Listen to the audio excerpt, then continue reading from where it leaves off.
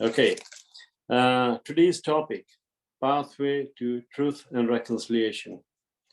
Again, this is a hot topic. Truth and Reconciliation report came out a few years ago. And this summer, suddenly we found out about those graves of children from the residential schools. We found out.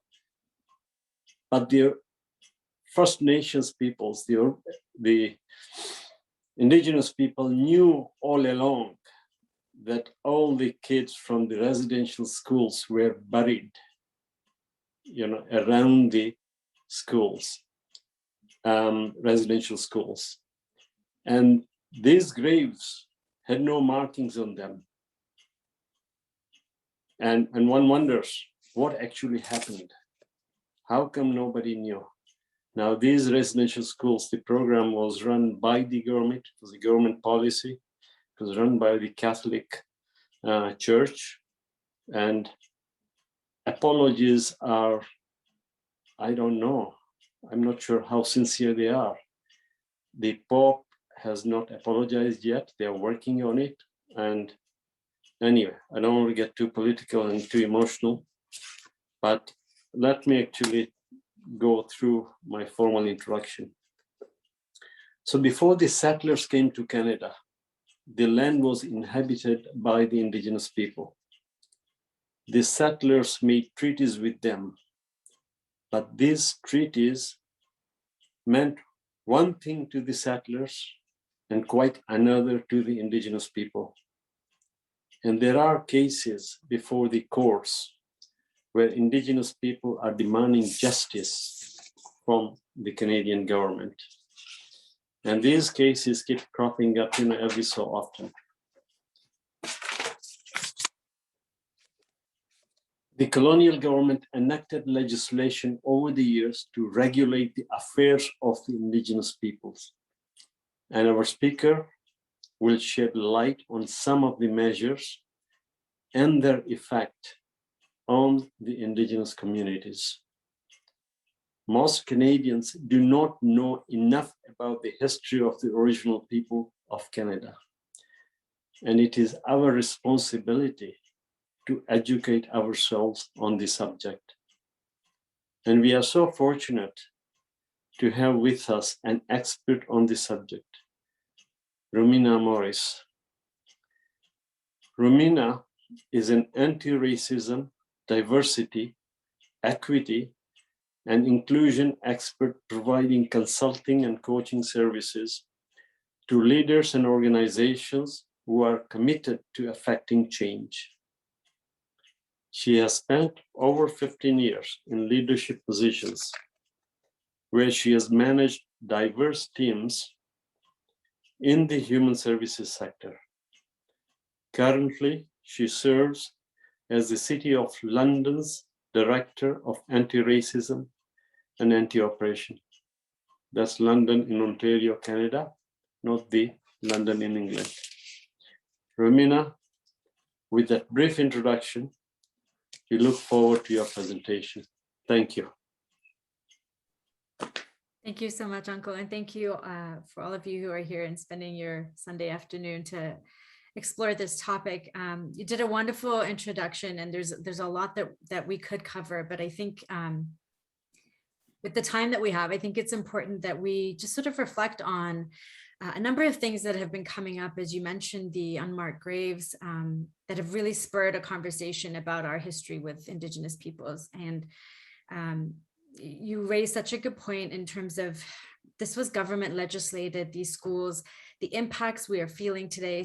So my hope to go through with you today is to talk a little bit about how intentionally we haven't learned about Indigenous peoples, whether you came as an immigrant, whether you were born here, regardless, the amount that we don't know is significant. And so I'm going to just share a little bit of some of the things that I share with other groups around the work that we need to do as immigrant settlers. And so with that, I'm just going to start to, perfect. You can see that?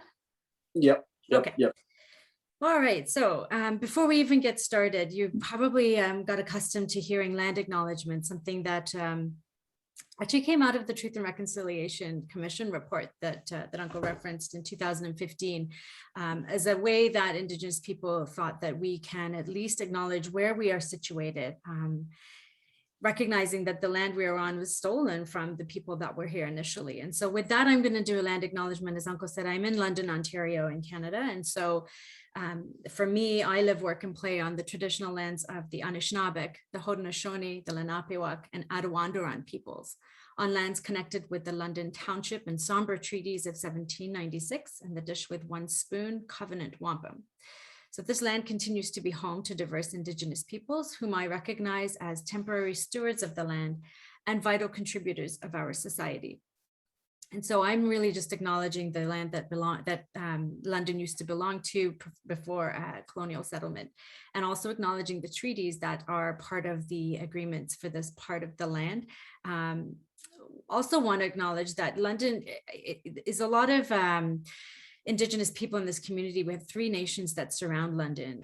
There are Chippewas of the Thames First Nation is close by. We also have Munsee Delaware Nation and Oneida of the Thames First Nation. And so moving to London several years ago, it's really opened my eyes to the impact of some of the things that we're going to talk about, because I live and work amongst people who are Indigenous. They live and breathe within the community. It's very apparent, some of the impacts that have happened. So it is really important to sort of think about where we are, how we are on the land that we are, and who was here before we were given the opportunity to share the land with them, and acknowledge that, which is part of what we're going to be talking about today. Oftentimes when we're talking about things, and particularly today, we're going to be talking about anti-Indigenous racism and how that plays out, I like to just share a cup of discomfort. I recognize that regardless of the audience, when we're talking about past history, when we're talking about how certain groups don't fare as well as others in our society, it can feel a little bit uncomfortable. We can feel discomfort for a number of reasons. And so I always just like to acknowledge that even though I talk about anti-racism and anti-oppression on a daily basis as part of my job, I present all the time to some very intense groups like police services. It's always a little bit uncomfortable, even for myself, as I speak about this topic. So I just like to acknowledge that if you do feel a bit uncomfortable about reflecting on our settlement in this part of the world, then let's just acknowledge that that's part of the journey and trying to understand how we got here. And more importantly, what do we do now as we move forward as a society? The other reason that I thought it might be helpful to talk about this topic, October is Islamic History Month. And last year there was a focus on anti-Black racism, understandably, given what was happening post the murder of George Floyd. And this year the theme is anti-Indigenous racism and Islamophobia, coming together for a month of healing.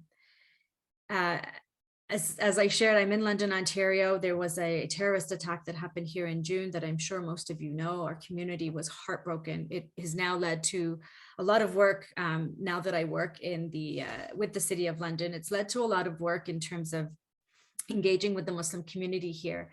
And as I talk with the Muslim communities, I should say, there is such diversity, of course, amongst Muslims. I'm really hearing a lot of a plea that the work, not only, action be part of the work that is ahead of us, but also acknowledging that Muslims are not the only group that experience harm. And so a lot of the Muslim community here, because we live so close to Indigenous peoples, are really starting to speak up and say, this is anti-hate. We really need to get to the root cause. There's a lot of commonalities. It's often, if somebody doesn't like Muslim people or doesn't like Black people, they typically also don't like Indigenous people. There's a theme in terms of how our hate can be very broad in terms of the othering. And so it makes good sense to talk about this topic today, given, as we've talked already about these unmarked graves that are being found. And so in that spirit, I really come at this conversation that collective trauma requires collective healing. And so as we'll uncover in our role in terms of being settlers on this land and taking advantage of this wonderful land that we now call home, we've experienced some level of intergenerational trauma as we've made our way, whichever route we took to get here. And the Indigenous folks that were here before have experienced extraordinary harm and trauma. And so what happens when we put our arms around our Indigenous brothers and sisters and other folks who are experiencing deep oppression as a result of the society that we're in? How do we collectively work together to sort of heal? And so there's a beautiful quote that an elder, Jerry Ullman, says, and I love this quote because it really, I think, is what is the heart of what I'm trying to say, and that is that you can't say goodbye to your problems until you say hello to them. So you can't actually get rid of racism and be an oppressive free society until you acknowledge that this is the system that we are living and breathing in. And so that really informs how I try to come at this conversation.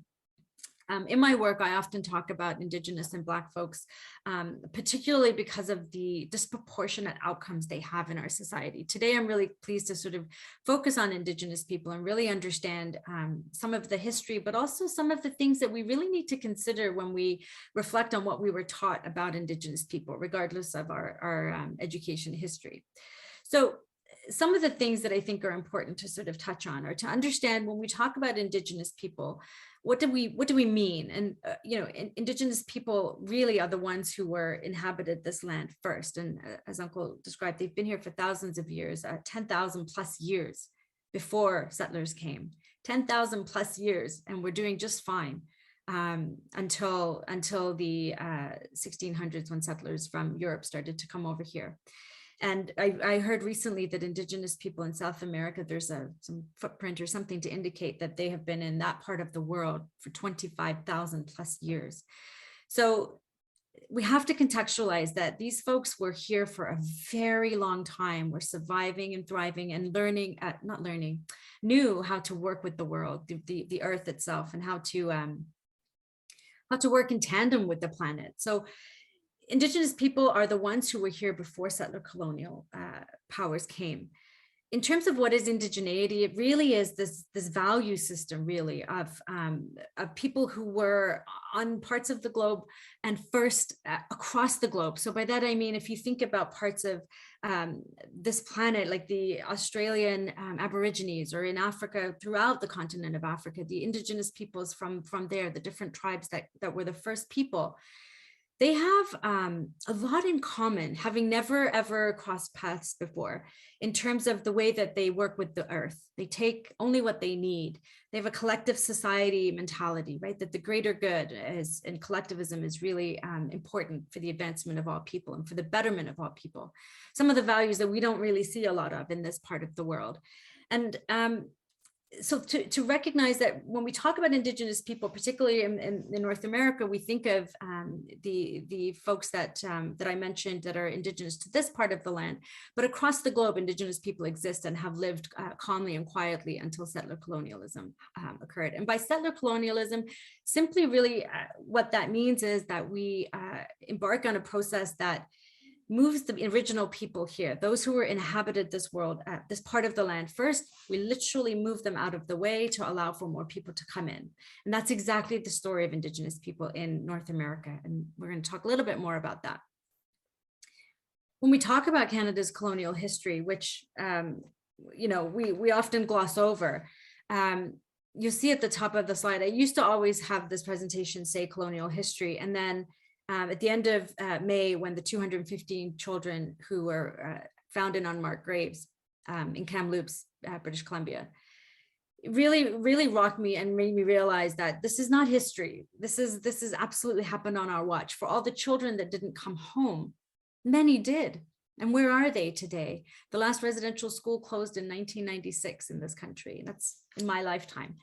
And so those survivors who made it through that system are still amongst us, are living amongst us. If not them, their children and their grandchildren. And the effects of that are being experienced today as these unmarked graves are being being recovered. Language matters in this conversation, and Indigenous people are saying, as Uncle already outlined, in the Truth and Reconciliation Commission report, they identified that there are thousands of children that are in unmarked graves. And so they're telling us to use language that is reflective of that we don't say these children are being found or discovered. They are being recovered. If our children didn't come home, we would know. And they knew that their children were in unmarked graves, and have been asking for this process to begin many, many years ago. So it's a shame that in 2021, a lot of us sort of look around and go, wow, I had no idea about this system. Or if I did know, I didn't know that thousands and thousands of children died at the hands of this state instituted residential system. Also important to note that it wasn't only the Catholic Church that was involved, although they were highly involved, but there were other sects of Christianity, like the Anglican Church, that was also involved in this, because of course, church and state were very closely intertwined in the inception of our country. So a lot of repercussions that we're experiencing today. And I want to think about a little bit about, whether or not, as I said, whether or not you are educated within the Canadian education system, or whether you are an immigrant and had your education elsewhere.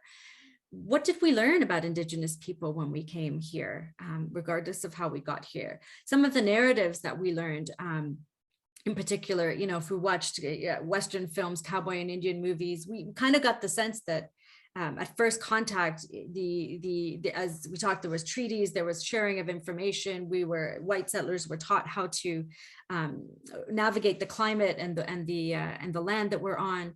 But we certainly were able to pick up, regardless of what you were taught, we're certainly able to pick up this notion that the Indigenous people that were here first were savage-like, that they were uncivilized people, that they didn't know any better.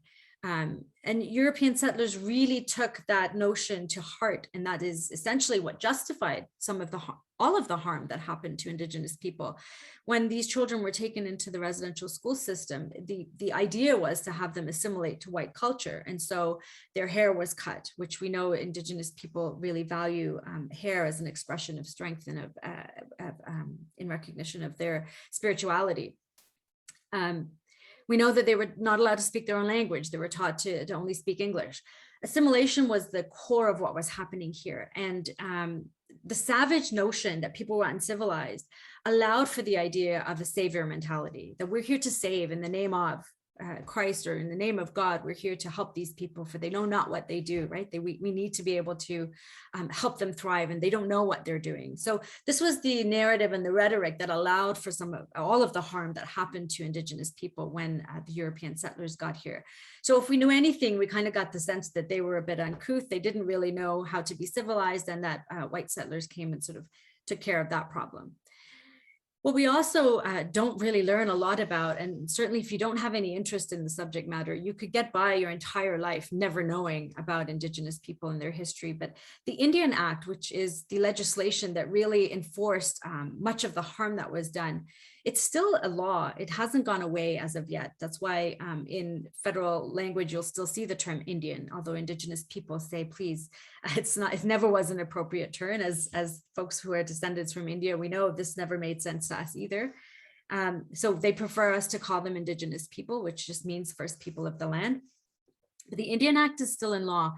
One of the things that it created is the pass system. I'm going to show you a slide that talks a little bit more about some of the things that the Indian Act enforced. And in particular, if you look at around number 15, 16, 17, where it talks about Indigenous people legally were not allowed to use their native language. They were not allowed to practice their traditional religion. They couldn't even wear their cultural clothing. Their ceremonies were considered illegal. And this is always fascinating to me, because I, like many of you, came in on the Canadian multicultural train, that Canada is the land that accepts anybody and everybody. If you are Muslim and wear a hijab, come, you're welcome to practice and to be yourself and you practice your faith. If you are Sikh and you wear a turban, Canada accepts everybody.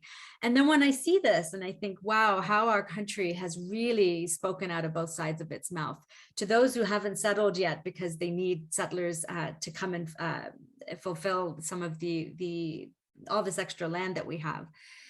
In that situation, you're allowed to join us. But if you're already here, one of the first people, then all of these things do not apply to you. The hypocrisy of that is not lost on me. The other thing that the Indian Act introduced, if you know anything about Indigenous peoples, they are a matriarchal society, deeply matriarchal.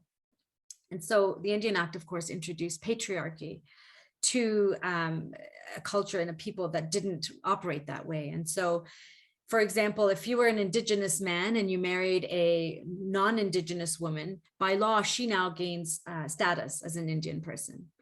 If you were an Indigenous woman and you marry a non-Indigenous man, you in fact lose your Indian status. So the state was very involved in sort of perpetuating these ideas of patriarchy and many other things, as you can see. I'm going to go back. So the residential school system and the pass system, all parts of what came out of the Indian Act. The past system essentially had people being moved, Indigenous people being moved onto reserves. And in order to leave their reserve, they would need to have a piece of paper that allowed them to, not that dissimilar from a vaccine passport, a piece of paper that says you're allowed to leave or be admitted into another part of the land. This was the law, and created, you know, a large amount of segregation and no access to participate in society when folks were parked on reserves and not really permitted to leave. The other thing, as we've talked about the residential school system, I want to add, sorry, that the number started at 215 in Kamloops. By last count, we're up to 6,509 children that have been located in unmarked graves. And let's be realistic, these residential schools, institutions were across this country. Where I live on Chippewas of the Thames First Nation, close by nation, there's Mount Elgin Industrial School. They are starting to explore the process of looking for those unmarked graves, and they don't anticipate finding anything for the next 2 or 3 years. So this is going to be a very long, drawn out process. It's like a slow Band-Aid being taken off, and people are going to be hurting and healing for a long time to come. Part of my work, I do social work as a therapist, and I serve Indigenous people and other racialized people. And I can attest to the impact that the residential school system has had on people intergenerationally. This is such, if you think of the most horrific abuse that you can imagine happen in these schools, it's horrible to think that 6-year-old children were digging graves for their peers. It just is unfathomable to think about. Fetuses were buried. Fetuses, where did they come from? From the impregnation of Indigenous girls and children by priests. I mean, it's horrific stuff that we weren't taught about for good reason, because it is so traumatic and it's atrocious.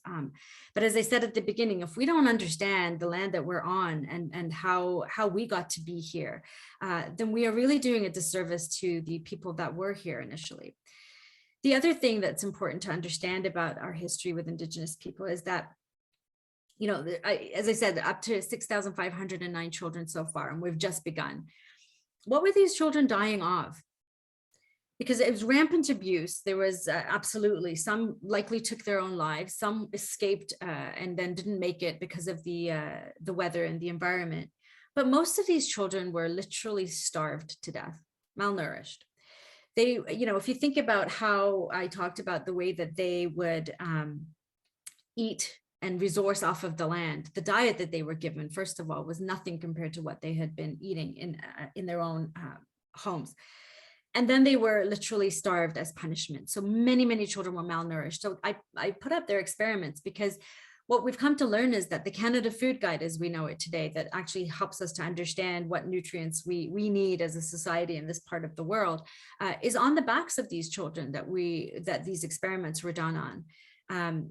We are learning that children, girls as young as 10 years old, were having an IUD put into them, so contraception to prevent pregnancy. 10-year-old girls, I have a 10-year-old girl. This is again unconscionable to think that this is the sort of behavior that was happening towards children. And in addition to that, there's forced sterilization is something that just sounds so barbaric that women would go in, Indigenous women would report, going in for perhaps a C-section when they're having a baby and come out with their tubes tied. No consent, no knowledge. You would think that's just something that happened so many hundreds of years ago. What a barbaric thing that was happening in this country. But the last reported forced sterilization in Canada was in 2018. That's yesteryear.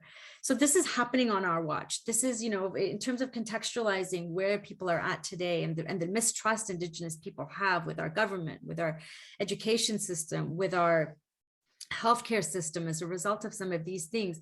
We really have to put into context where they are today and from where they've come.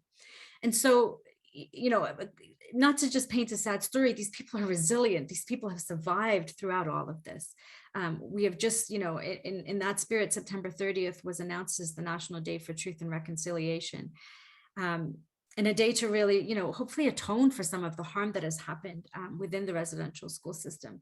But what are they forced with? What are they having to heal from? And what does that look like? Because when people experience, and this is true for all people who experience racism, but given we're talking about Indigenous people, how does this then become manifested within them? So one of the ways is internalized oppression. This is something that we all have likely struggled with at some point, but on a large scale in this country, Indigenous people have, by subjugation and by being so mistreated for generations, not just one generation, but generations, much of that oppression can be very much internalized, to actually have them believe that they are less than, that they are not capable of having, the life that we've all been promised as we came to Canada to have a better life. And as I mentioned, intergenerational trauma, there's a lot of research being done. Initially, this was done, there was research being done on the children of Holocaust survivors. And there was an understanding that our gene expression literally can start to look different as a result of trauma on this level. And then have moved on to research on the survivors of the residential school systems, children. And again, seeing the impacts of what we call blood memory, where the impact of the harm is so deep within that it resonates in their blood, literally, and in their gene expression. So this is a lot of the work ahead, is to sort of navigate understanding who they are as people, right? Having had, so we think about ourselves in terms of our culture and our religion and our desperate need as we come to the Western world to hold on to all of those things that make us unique and individual. And we hold on to language and food and music and prayer and all the things that define us as a community. These folks had all of that ripped away, what we call protective factors, completely removed. So we're holding on, but we have that privilege to try and hold on. And it's up to us to keep things going the way that we choose. That choice was removed from Indigenous people. They didn't have a choice. In fact, they were consequenced if they actually started to practice any of their things. Literally was against the law. Imagine that. We are outraged at Bill C-21 in Quebec. For those of you who don't know, it's a law that prohibits people who work for the government to wear any religious symbols. So essentially that affects primarily women wearing the hijab and others. And we find that outrageous, and it is. It's an absolute. It's such an insult, and it's so racist. And yet this is just one thing that we're talking about. Entire pieces of Indigenous people's identity was stripped from them without the choice. So a lot of their work moving forward is to heal and to understand how that has affected them, and how to reclaim who they are, even to revert back to a matriarchal system, to work in tandem with the earth. These are some of the things that they are needing to sort of undo. And that's going to take, they've acknowledged, another 7 generations to re-heal from what has happened, because it's taken 7 generations to get to this point.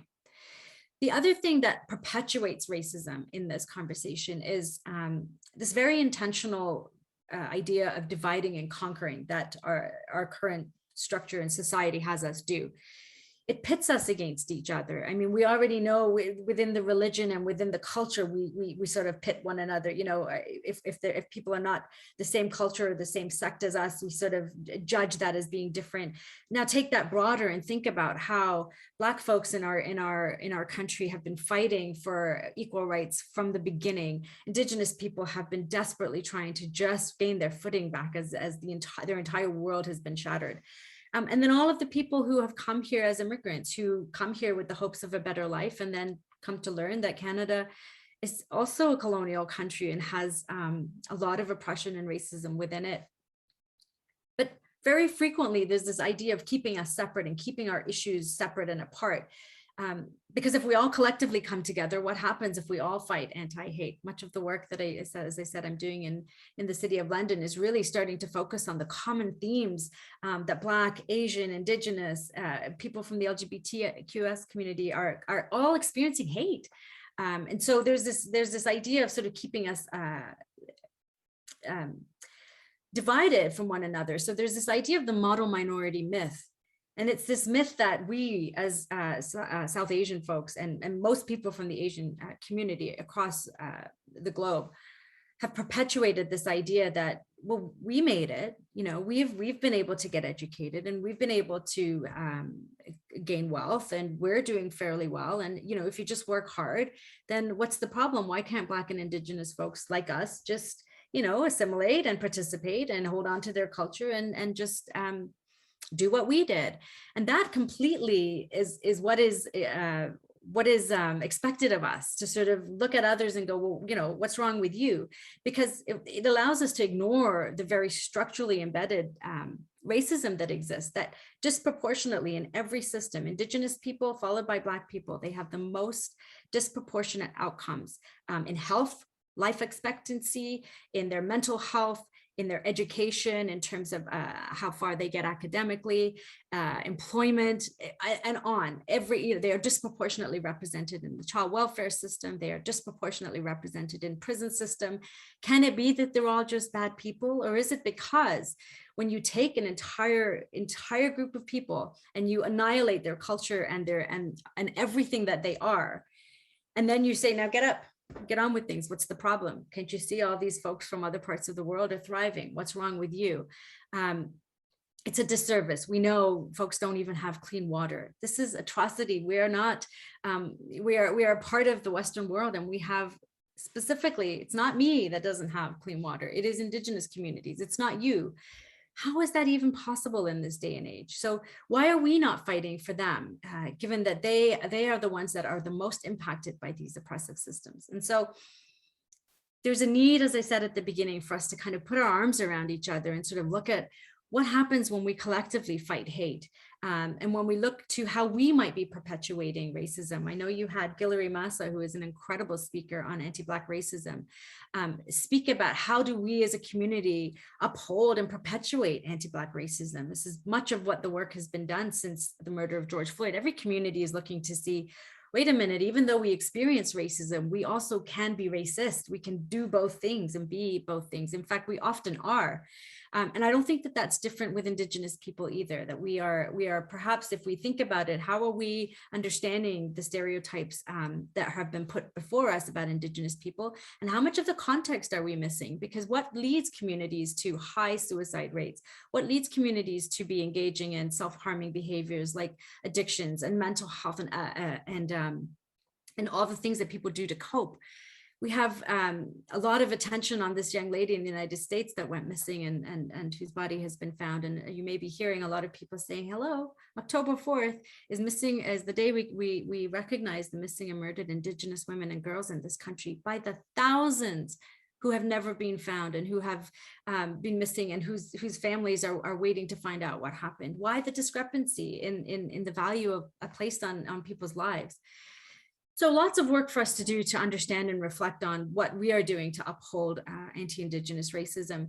What I wanted to sort of leave you with is this, thinking about who we are as a community and how well we have, generally speaking, made it in terms of being part of this world, the Western world. But there are things that we can and should be doing. So when we talked about the Truth and Reconciliation Commission report, as you probably know, there were 94 calls to action.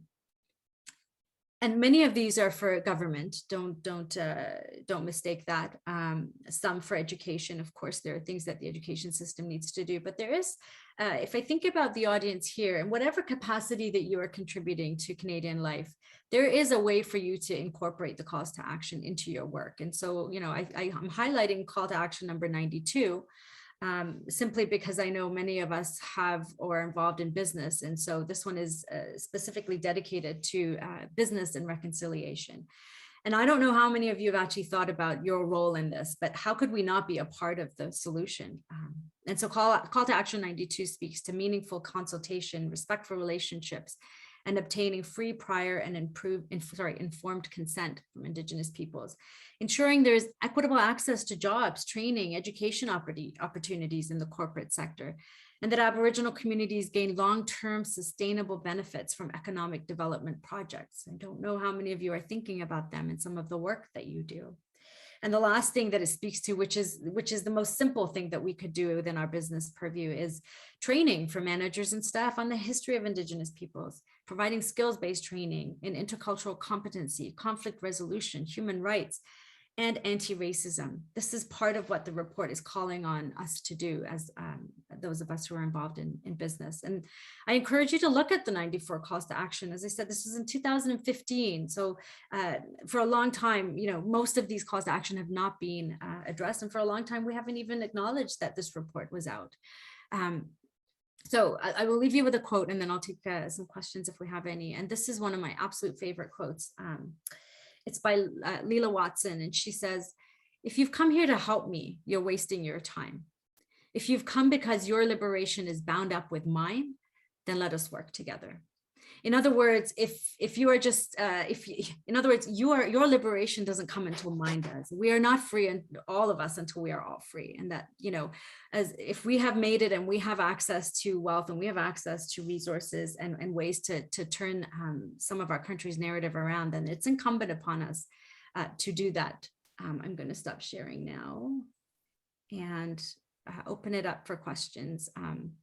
The one last thing I do want to say, because I just have a lot to say, is that one of my most recent teachings, there's a friendship center here in London, and the executive director, we were talking, and he really helped me understand that the impact of what has happened to Indigenous people is that they haven't been able to critically think. And that's my teaching from last week. So I share that with you because I think about how much of the conversations that happen in this space are very much encouraging critical thinking about where we are as a society, and then more specifically as a community and a culture. And so I think that's the work forward, is to think about what happens when you take a community and you literally prevent them from critically thinking, and how much work that is then to sort of undo and move forward, and how that road ahead for Indigenous people is long, and how can we help given our privilege in this society. So with that, I'll leave it there and open it up for questions. Wow, Rumina, what a presentation. This is so powerful. And you cover a lot of ground, and there's so much. You put it in an amazing way as to, really makes us think, But that's very, very powerful. If there are any questions, again, just a reminder that raise your hand on the Zoom platform. If you want to ask in person, or put it in the chat. I'll go to the chat. I think we have a couple of comments there. Yeah, from our friend Raza Hiji. I don't think you know him. Sorry, lame joke. We need to celebrate our differences in race, language, and culture. Now, how do we do that? Give us your thoughts. Well, I think in order to do that, we have to acknowledge that ours is not the only way. The minute that we can acknowledge that ours is the right way for us, and that's it. And right. What happens when we if you think about indigeneity from our lens, and who are our ancestors, and from what part of the world, and how did they live? Was it that different from Indigenous people here? This is the thing. Indigenous folks across the world, we have very, very similar in terms of how we work with the earth, and how we work with one another, and how we survive and thrive. So I think if we can just come back to recognizing that, the way we practice things is the way we do, but what happens when we can recognize the beauty, and how, and again, how does that help with critical thinking when you can see other people doing things differently? I mean, at the end of the day, we are on our path back to basics. Really, with climate change at the forefront of a lot of our conversations, who do we turn to model for us how to live in tandem with this planet that we've been gifted to be on, right? If it's not Indigenous people who always had it right, it's how they survived for thousands and thousands of years. So we have much to learn from them. Instead of shunning and scorning them, we really have a lot to take away. It brings us back to our own Indigenous roots as well. Right. Do we know enough about the Indigenous people? They don't even know about themselves. This is the hard part, and they are so distinct. They have so many cultures and differences. Their languages are different. The way they worship is different. So they themselves are just coming to learn about themselves, never mind other Indigenous people across this land. People often think, well, if you know one, don't you know all of the different people? And Indigenous folks don't know about every Indigenous group around the world, or around the continent. So they themselves don't know enough. How could we? But we can ask and we can learn. And so that is our responsibility, to do that learning. But any opportunity you have to listen or invite people to speak about things, we have to learn from them, but that work is ours to do. So one size doesn't fit all. They're not all the same. No, No. Right, right. Yeah. Um, how come they haven't been able to make progress over these years? They've been fighting the government and trying to make their voices heard and all that. And all these years, and nothing much has happened or no progress has been made. Why? Well, Why? I think, it's complicated and it's so simple. I mean, in order to allow them to, I mean, there has to be the acknowledgement of the harm. As you said, we're barely even talking about it. There's still, there is very little acknowledgement of the harm that has happened. If we're not even recognizing what's happened, how on earth can we rectify things? So, we also are turning our mind a lot to how the system has continually upheld these disproportionate outcomes for them. So all of the things that I talked about in terms of the Indian Act, it's still law. So, even though even the things that aren't law, the culture still promotes that, they are less than, they are, as I said, they're not even able to get clean water. They don't have the resources for an access to healthcare. The healthcare system is so discriminatory towards them. The police system is so discriminatory towards them. I come from a child welfare background, and I see firsthand, it doesn't matter how well intentioned you are as a child welfare worker. If you, you may think you are very unbiased, but when you go out to a home, the way the system works is that it tells you these are the things you look for to determine whether a child is at risk. And if the things that I'm looking for include access to clean water, no addictions in the home, no mental health in the home, lots of food, healthy food, please. If I'm looking for all of those things to determine a child's safety and I walk into an Indigenous community, I'm going to say you fail. Your child is not safe based on the standards the government says I must work within. Doesn't matter how nice I am. So the system upholds it very, very much in the judicial system similarly. And so their children are being still removed. There are more children in care today than there were in the 60s scoop, which is horrific to think about because that, so they're starting light years behind us, and we really have to get them to a place where they can thrive, because it's actually cruel to be watching this on our Yeah. watch. And you're so right. What you say. I just heard recently that we had the September 30, the major day, and there were programs all over the media and on the radio and everywhere. And one of the things I heard, you're talking about residential schools. It continues to this day through the child welfare system, and you are so right. As you say. Now, if this is recognized by the government, why don't we have the investment in those basic necessities? I mean, clean water, right? Yeah. So it always requires some giving up of power. I think when we think about racism, it's always, it's different from discrimination. Racism is about power. And so, what happens when we allow these communities to start to thrive? What can happen when they get power? There's fear. There's fear that, if they were thriving and we're being successful, that they may do really well. And then what does that mean for folks who are at the top? Do they have to give up some of all of the things that they've earned and accomplished? This is fear. And it doesn't have to be that way. There's enough resources in this world for all of us. There's no question about that. Right. Let's give somebody else a chance. Is there anyone who has a question or a comment? You want to sort of Razia is asking, Razia Jaffer, I think you know her. How can we as a community help? Apart from, I don't know, food drives and clothing, and all that kind of stuff. But what else can we do? So let's talk to our kids about this. Let's understand, we can't leave it to the education system. So there's that. We need to understand better who was here first. We need to share and talk with our children about, we often get very insular and start thinking about our own oppression and the racism that we experience. And then we forget that there are others who are experiencing more harm than us. So I think a big piece is to engage in conversations in our communities about this.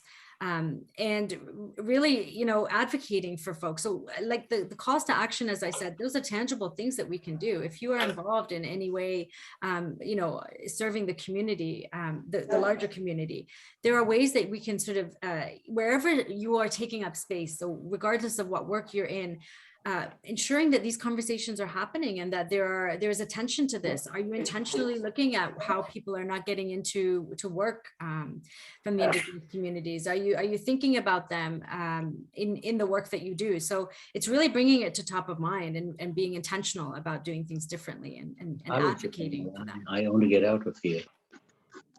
Right. Okay. A lot of work needs to be done in the schools, the education system. We talked about that. What role can the press, the media, play in educating Canadians? Raza, can you mute yourself, please? Thank you. Sorry. Sorry, I lost the question. What did you ask me?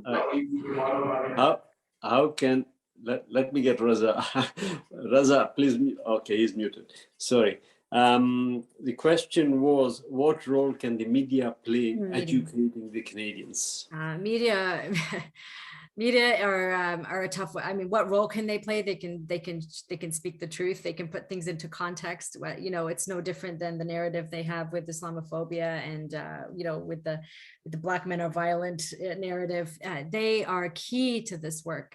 They are often upholding these ideas. So yeah, there's a huge role for them. But again, if you think about who is feeding that narrative, you know, it's like swimming upstream there. So the idea is that you don't take all of your news from the mainstream media, that you actually engage in your own learning and speaking with the communities themselves and getting their input is really key, because you won't get it from the mainstream media. That's for sure. Yeah. Okay, interesting comment from someone here. I feel these indigenous people keep more to themselves and not integrate with other community. What is your view on that? I think you touched a little bit on that, but can you expand on that, please? Yeah, so I mean, I think that is true to some degree, in that there's a high level of mistrust on one side, and on the other side, they have been ostracized to not be part of the larger community. So we've got two things happening there. And so if there's a mistrust, then you can understand why people want to sort of keep to themselves and hold on to their own culture in a way that doesn't further get assimilated. But similarly, you know, how welcoming are we of Indigenous people into our communities and into our workplaces? So it's a dual-edged sword. So I think there is some truth to that. But, you know, like I think about in my where I live, in the school that my kids go to, there is the Oneida children attend school on reserve up until grade 6. And then for grade 7 and 8, they come to the local school. So that's for from junior kindergarten all the way to grade 6. They are learning amongst themselves with their own people. Their teachers look like them. They are learning about their worldviews, and then they get thrown into the public system. And it is a bit of a disconnect. So, you know, they're very accustomed to being to themselves and not, you know, fully integrating and playing and having friends. So when they come to the school, they stick to themselves. Absolutely. It's a protective factor. I think it's important for them to feel safe, because they have historically not fared well in the company of the dominant group. So I think there is some truth to that for sure. Right. Ashik, did you have a question? Unmute yourself first, please.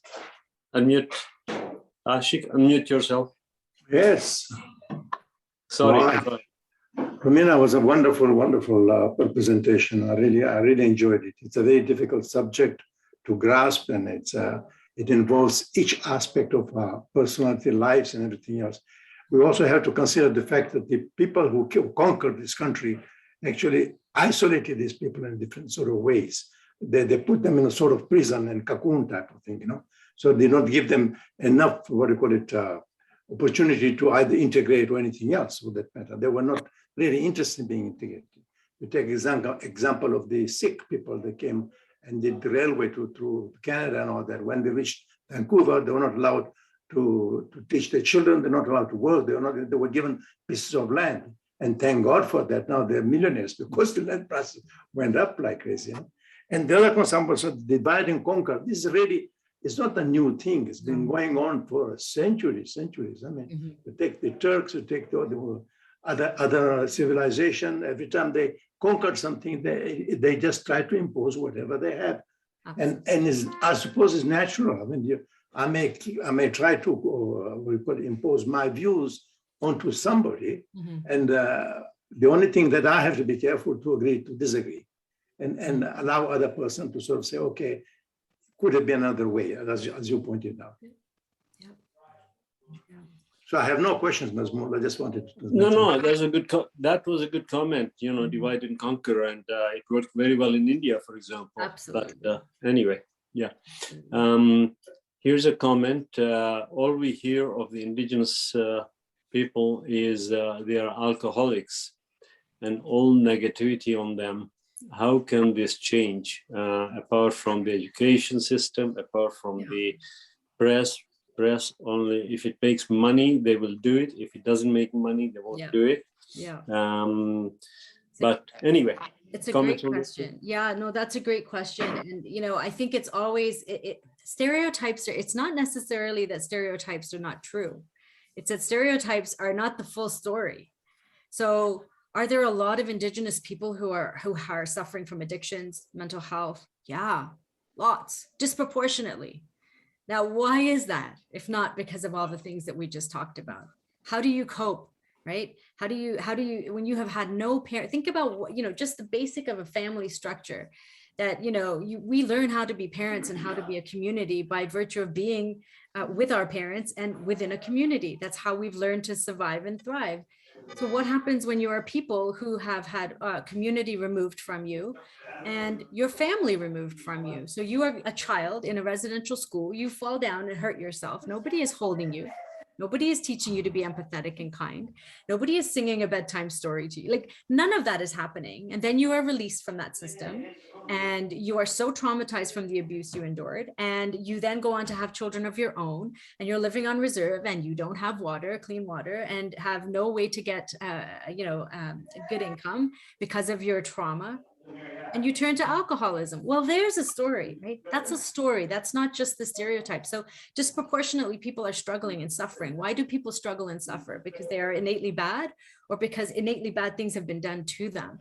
So I think it's going deeper than the surface. It's going deeper than the stereotype, and understanding the context of how people get to that sort of a situation, and then working on how do we undo that? How do we tell a different story? How do we help them to help themselves? And that, you know, that has to be led by them, telling us what they need from us. So those of us who have, you know, had some success in this country, how do we give back? Because it's on the backs of them that we have endured this success. Right? Thank you. Raza, I hear you. We need to see you. Yeah. That doesn't matter. I'm kidding. You can ask your question now. Hi, Nazmul, it's Zenith here, okay? Oh, go ahead. Okay, I just want to say, Rumina, this was a beautiful presentation. I really loved it. And you really covered the points well. But just I just want to add something that I had recently read a book about this, the children who had grown up from the residential school, and the part was that the trauma lasts their lifetime, and it also affects the children, you know. So that's why we see sometimes not enough progress in their families.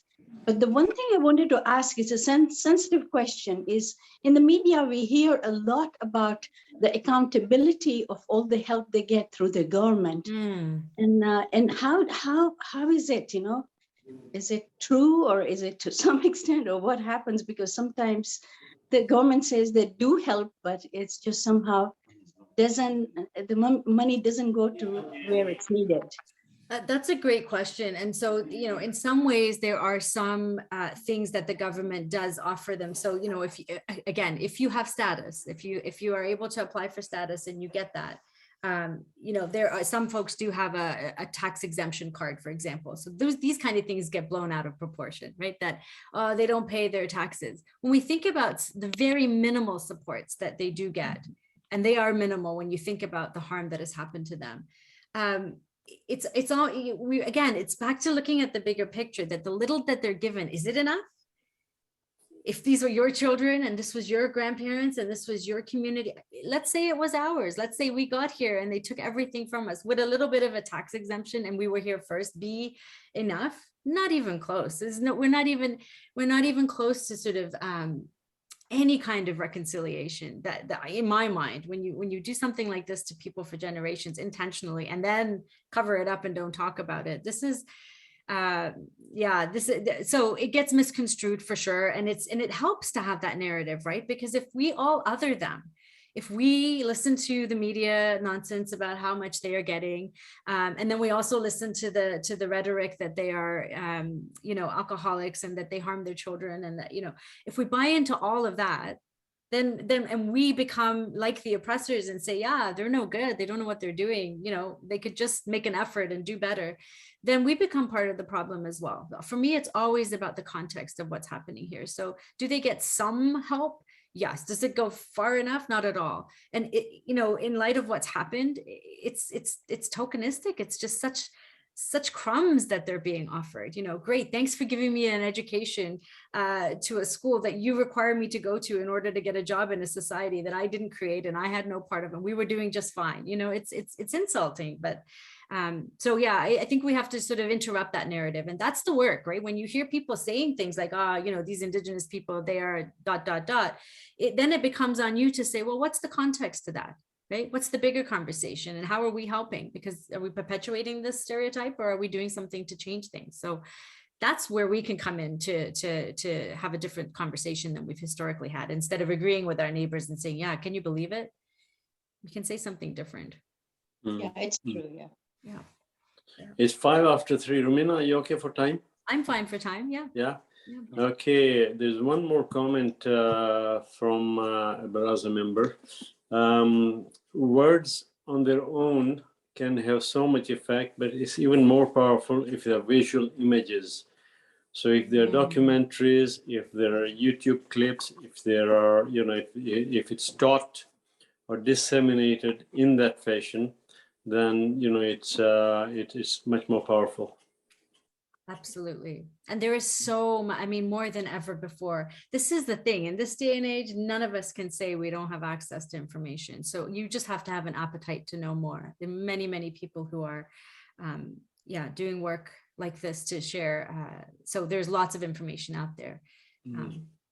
Okay, great.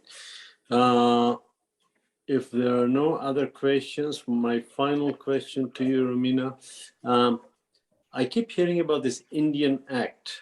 Mm-hmm. Is there anything special about, anything unusual about that, or is this was it just to regulate the reserves and the way of life there and control the funding and all that? So it was a federal act. It still is, and so all of the above. It is where the past system. Oh, sorry. That's okay. That's okay. It is where the past system came into effect. It is also where, it is also where the all of the things that I talked about in terms of whether or not you have status were determined. It is where all of the rules around the cultural practice were legally. So these residential schools, just to be clear, this wasn't optional. This was the law. This was part of the Indian Act. It forced people to send their children. So as a mother, if I said, no, I don't want to send my kid, I'm going to homeschool, thank you, not an option. I could be arrested for not having my child go. So the Indian Act it really created all of these, literally these laws that really took away every protective factor that these people had for their survival. And yet they are here. Fantastic. Great. Okay, I have to thank my friends from England, Tulsidas, Mustafa, from across the border, Firoz, and anybody else I missed. Thank you all so much for joining us. Rumina, you really educated us well. You covered the topic beautifully, as a number of participants said. And I think we'll have to get you back in a year's time to see, how much progress the Canadian government and the society made in the year, right? Yeah. Okay. Well, but this has to continue. Thanks again. Really, very, very much appreciated. Thanks. Thank you. Remember, all next week we will find out more about Afghanistan, what's going on there, and especially the plight of the Hazara. You'll get a notice in due course. Thank you for joining. Take care. Be safe. Thank you.